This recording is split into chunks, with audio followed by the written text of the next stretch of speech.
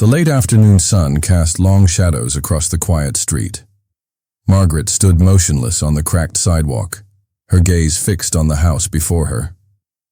Once filled with laughter and memories, the walls now seemed colder, as if holding the weight of silent betrayals.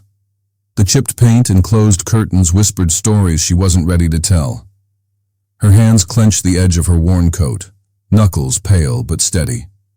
This was not a visit born of nostalgia or weakness. Something deeper stirred beneath the surface, a promise to herself. She would not let the past erase what she had built with her own hands. The gate, once open for family and friends, remained shut, locked by a key she no longer possessed. Inside lived Marcus, the son she raised alone, the boy she believed would honor her sacrifices. But the man who answered the door last time was a stranger. Cold, distant, someone who no longer recognized the woman who gave him everything. Margaret's heart ached in quiet rebellion. How had love turned into a battleground? What had changed so drastically that the home she called hers was now held hostage by deceit? The questions burned in her chest, unanswered but relentless. Her eyes lingered on the porch where she had once rocked a newborn, whispered bedtime prayers, and wiped tears after scraped knees. The house was hers by every right, yet someone else held the claim. The deed she signed, under pressure, confusion, and trust, now felt like chains tightening around her. Despite the weight of betrayal, Margaret's spirit refused to break. There was a fire kindling inside, quiet but fierce. She had survived harder storms than this, and now, with resolve hardening like steel, she knew the fight was just beginning. No cameras, no loud accusations, just the steady reclaiming of her dignity and her home. The road ahead was uncertain, but one thing was clear. Margaret would rise. Not just to win back the house, but to remind herself who she truly was, a woman no betrayal could define, and no loss could silence. Long before the shadows of betrayal darkened Margaret's world, there was a time filled with quiet strength and relentless love. The kind that goes unnoticed but shapes the very foundation of a family. Her husband Henry had been a gentle man, the kind whose smile warmed every corner of their modest home. When illness took him too soon, Margaret was left alone to raise Marcus, a small boy with bright eyes and boundless energy. The weight of grief pressed heavily on her, but she carried it silently, choosing to focus on the boy who depended on her. Every morning, Margaret rose before dawn. The house would still be wrapped in darkness as she prepared breakfast, packed lunches, and readied Marcus for school. Nights were often sleepless, filled with whispered lullabies and gentle reassurances when nightmares crept in. Money was tight, but Margaret made it stretch into warm clothes, school supplies, and the little treats that made Marcus's eyes light up. Those years forged a bond no one could break. Margaret wasn't just a mother. She was a constant presence, a protector, and a source of unwavering support. She stayed late shifts at the hospital as a nurse, juggling exhaustion with tenderness. Every scraped knee, every failed test, every scraped dream, she met them all with quiet resilience. Despite her struggles, she never let Marcus see the sacrifices. She shielded him from worry, filling his childhood with stories of hope and possibility. She believed deeply in him, often telling him, "You can be anything you want, as long as you never lose sight of who you are." Through the years, one person stood by her side unwaveringly: Daniel. Not family by blood, but loyal beyond measure. Daniel was a friend since her nursing school days, a steady hand in turbulent times. When Margaret confided in him, she found more than advice. She found a partner in the fight to keep her life intact. Daniel had seen the signs long before Margaret fully understood them. The way Marcus's smiles grew less genuine, the way his tone sharpened when speaking of the house, the subtle shift from son to stranger. He warned her gently, "Be careful, Margaret. Not everyone fights with the same heart you do." The warning echoed in her mind as the day came when Marcus pressured her to sign the papers. She remembered the weight of the documents in her hands, heavy with words she barely understood. Marcus's voice was calm but firm, convincing her that it was just paperwork, a formality for their future. At the time, Margaret trusted him without hesitation. After all, he was her son. How could he betray her? The moment the pen left her fingers, a quiet dread settled in her chest. It was a feeling she pushed aside, a whisper she refused to hear. But reality crept in slowly, doors locked without her, calls unanswered, questions met with silence. That night, sitting alone at her kitchen table, Margaret traced the signature she'd made. The lines blurred through tears. The house, her sanctuary, her fortress, was slipping away. Daniel's voice broke through her despair when she called him the next morning. "We'll fix this," he promised. "But first you need to gather everything. Letters, conversations, any proof you can find. The truth is your strongest weapon." Margaret nodded, the first flicker of hope in weeks. She began documenting every memory, every detail, replaying conversations in her mind. The months ahead would demand more strength than she ever thought she had. Yet beneath the heartbreak, she carried a stubborn flame, a resolve to reclaim what was hers. Not just for herself, but for the dignity she had never lost, despite the betrayal. Margaret sat quietly in Daniel's modest office, sunlight filtering softly through the blinds. Her hands clutched a worn leather notebook, pages filled with painstaking notes and memories. For the first time in weeks, she felt the weight of her silence begin to lift. "I kept something from Marcus," she confessed, voice trembling just enough to betray the calm she tried to project. "Money I never touched. It was meant to be a safety net. But I didn't want him to know. I thought it would change everything between us." Daniel's eyes narrowed thoughtfully. "That kind of secrecy, it can protect, but it can also divide. Now, it might be what saves you." Margaret exhaled slowly. The $9.5 million settlement from the hospital remained untouched, a secret fortress she built with her own hands and sacrifice. She had guarded it, hoping love alone would keep Marcus close. "Where do we begin?" she asked, desperation mixing with resolve. Daniel outlined the path clearly. "We file a petition to investigate the deed's validity. If Marcus misled you or withheld information, the courts can reverse the transfer. It's not just about paperwork. It's about justice." Margaret listened, absorbing every detail, every step that might bring her home back. A flicker of hope bloomed alongside the ache of betrayal.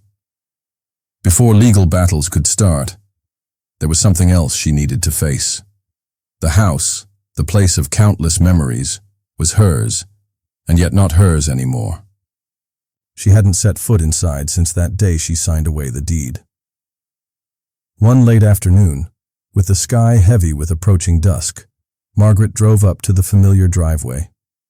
The once wild garden was trimmed neat and cold. She hesitated just a moment before knocking firmly on the door. Marcus appeared seconds later, as if summoned by her presence. He wore the casual armor of gym shorts and a branded hoodie, a protein shake in hand. His face tightened instantly. "Margaret," he said, voice guarded. She stepped forward, leaving the screen door between them. "I didn't come to argue," she said quietly. "I just need you to hear something." Marcus glanced behind him, probably checking for Natalie, before reluctantly stepping onto the porch. "I raised you when no one else would," Margaret began, voice steady despite the turmoil inside. "Not because I had to, not because it was easy, but because I saw a boy who needed love, and I gave you everything." His eyes flickered with something, guilt, shame, confusion, but he stayed silent. "I sacrificed vacations, sleep, my own dreams," she continued, the weight of years settling between them. "I never made you feel like a guest in this life." Marcus rubbed the back of his neck, frustration simmering beneath his calm. You signed the papers, Margaret. It wasn't like I forced you. She shook her head slowly. Don't call me by my name if you don't mean it. The silence stretched, heavy with words left unsaid. I'm not here to fight, she said firmly. I just want you to understand the cost of what you did. He shifted uncomfortably, his anger mingling with the hint of regret she glimpsed. You're going to sue me? Margaret met his gaze without flinching. No. I'm going to remind you what a real home costs. With that, she turned and walked away, leaving behind no yelling, no begging, only the quiet strength of a woman who refused to be broken. The legal storm arrived quietly, yet its weight was relentless. Margaret's days blurred into a cycle of paperwork, court dates, and endless waiting. Daniel pored over every document with the precision of a surgeon, filing petitions that challenged the very foundation Marcus had built on deceit. Each piece of paper told a story of betrayal wrapped in legal jargon. But to Margaret, it was heartbreak inked on every line. The courtroom was a distant battleground she hadn't yet set foot on, but the tension crept inside her like a slow-burning fire. Every call from Daniel brought updates, and every silence screamed uncertainty. Meanwhile, Marcus and Lisa vanished. Phone calls went unanswered. The house that once echoed with life stood empty, a shell of memories and cold betrayal. It was as if they had slipped through the cracks of the very fight they had ignited. Margaret sat in the quiet that followed, the silence heavy but not empty. It gave room for the past to resurface, memories flickering like old film reels. She remembered family dinners filled with laughter and fragile hope. The sacrifices she made, late nights nursing Marcus through fevers, skipped meals to make ends meet, the weight of a mother's love carrying more than just warmth. But those memories twisted slowly, the warmth cooling into sharp edges. Marcus had changed, shifted from the boy she had raised into someone she barely recognized. A stranger who spoke with cold entitlement, whose eyes no longer held the softness of gratitude. Bitter feelings tangled with the threads of forgiveness she desperately wanted to hold on to. Could she forgive the son who betrayed her so deeply? Was that even possible? One evening, Daniel stopped by, his presence steady like an anchor in the rising storm. Margaret, he said gently, settling into the chair beside her. This fight isn't just about the house. It's about your dignity, your worth. She looked at him, the exhaustion visible in her eyes. Sometimes it feels like I'm fighting alone. Daniel shook his head firmly. You're not. You're stronger than you realize. You've been fighting your whole life. His words were a balm, reminding her of the woman who had built a life from sacrifice and love. The battle was far from over, but Margaret felt a flicker of hope rekindled. Outside, the world moved on, unaware of the quiet war unfolding behind closed doors. But Margaret knew one thing. She would not let betrayal define her story. The courthouse felt colder than Margaret had expected. She sat quietly in the back row, her hands folded tightly in her lap. The hum of whispers faded into silence as the judge entered, a stern woman with eyes that seemed to see through every lie and hidden motive. This was the moment everything hinged on, the moment justice would speak louder than betrayal. Daniel sat beside her, calm but alert, a silent strength as the case unfolded. The lawyers presented their evidence with clinical precision. Documents revealing the suspicious transfer, testimonies confirming Margaret's limited understanding, and expert opinions casting doubt on Marcus's intentions. But what weighed heaviest was Marcus's absence. The chair where he should have sat remained empty, an unspoken confession louder than any argument. The judge's voice cut through the stillness, clear and unwavering. After thorough review, she declared, the court finds the deed transfer to have been executed under questionable circumstances. The petition for reversal is granted. Margaret's heart tightened. Victory tasted bittersweet. Justice had been served, yet the son she had loved, raised, and sacrificed for was nowhere to be found. He had abandoned the fight, and in doing so, abandoned her. There was no gloating in her eyes, no cries of triumph. Just a quiet acceptance, a solemn dignity that spoke louder than any outburst. The news traveled fast, but Margaret kept the media at arm's length. There were no press conferences, no sensational interviews. She refused to let the story of her pain become a spectacle. Instead, she chose silence, the kind that carries strength. Word spread through the neighborhood, whispers of a mother who fought back and won without losing herself. The house was hers again, but Margaret knew it was more than a building. It was a symbol of resilience, of boundaries set, and of a woman reclaiming her peace. As she walked through the empty rooms, sunlight filtering through dusty curtains, she felt the weight lift just a little. The ghosts of betrayal still lingered, but so did hope. Fragile, quiet, and waiting. The man she once called son was gone. But Margaret was still here, standing tall, steady, and unbroken. Returning to the house was never part of Margaret's plan. Each corner held memories too sharp, too raw. The walls echoed with quiet betrayals, whispered arguments, and laughter that now felt hollow. She stepped inside once more, not to reclaim a home, but to say goodbye to a chapter she could no longer live in. The decision came with a strange relief. The house, once a sanctuary, had become a symbol of everything she refused to accept.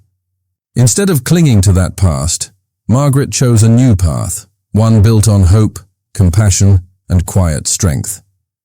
With the inheritance money safely untouched for so long, she finally put it to work.